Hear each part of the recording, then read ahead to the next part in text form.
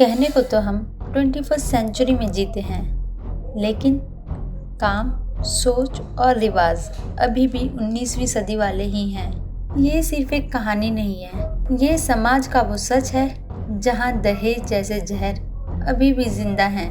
और फेमिनिज्म, आज भी लोग इस शब्द को सुनकर बुरा मानते हैं, लेकिन सच ये है जेंडर इक्वलिटी अभी तक सिर्फ कागज़ तक सीमित है। 26 साल की निक्की भाटी, एक सपने देखने वाली लड़की, अपना पार्लर खोलना चाहती थी, अपनी पहचान बनाना चाहती थी, लेकिन जिस घर में उसे सुरक्षा मिलनी थी उसी घर में उसकी ज़िंदगी ख़त्म कर दी।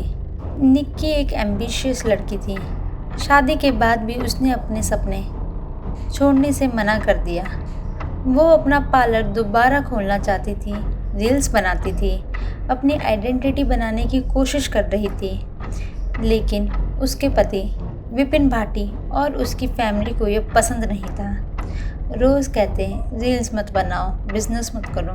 और फिर शुरू हुए ताने, तुम अपने घर से क्या लाई हो, तुम ऐसी हो वैसी हो, बस तानों पे ताने। निक्की और उसकी बहन कंचन दोनों की शादी एक ही घर में हुई थी।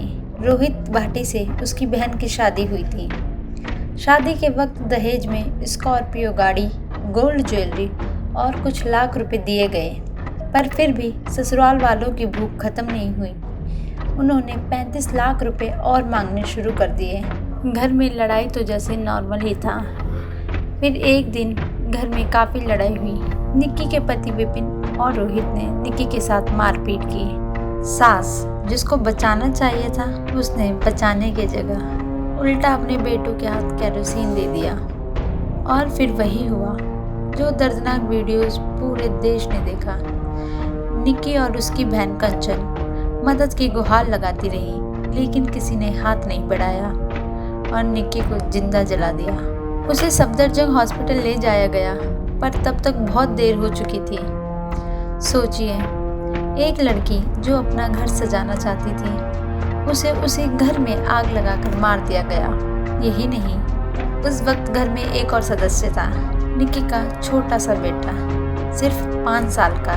उसने पुलिस को बताया, मम्मा को चाचा ने मारा, फिर कुछ डाला और लाइटर जला दिया। सोचिए, एक बच्चा जिसने अपनी माँ को जलते देखा, उसके लिए यह ट्रॉमा शायद जिंदगी भर तक न मिट पाए। पुलिस ने तुरंत एक्शन लिया। पहले विपिन भाटी को अरेस्ट किया गया, फिर एक एक करके माँ दया, जिसमें दया का एक भाव भी नहीं, बाप सत्यवीर, जिसने सत्य बोलना तो कभी सीखा ही नहीं। नाम इनके ऐसे हैं, लेकिन उनके नाम ही आयरनी दिखाते हैं। और फिर देवर रोहित भाटी को भी कस्टडी में ले लिया गया। पर सबसे शॉकिंग था विपिन का स्टेटमेंट। उसने कहा, पति पत्नी के बीच ऐसी बातें होती रहती हैं। दोस्तों, क्या ये नॉर्मल है? निक्की के माँ बाप सड़क पर प्रोटेस्ट कर रहे हैं और उनकी बस एक ही मांग है कि निक्की को इंसाफ मिले। पर ये सिर्फ निक्की का केस नहीं है। हर साल इंडिया में 6000 से ज़्यादा डाउरी डेथ रिपोर्ट्स होती हैं, और जो रिपोर्ट भी नहीं होती उनकी गिनती और ज़्यादा है। शादी, जो एक नई ज़िंदगी का आरंभ होता है, वो कई लड़कियों के लिए मौत का कारण बन जाता है।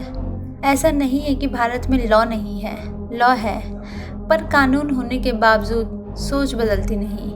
आज भी बेटियों को दहेज के लिए जला दिया जाता है, आज भी उनके सपने तोड़ दिए जाते हैं। निक्की की कहानी एक आईना है जो हमें अपना चेहरा दिखाता है।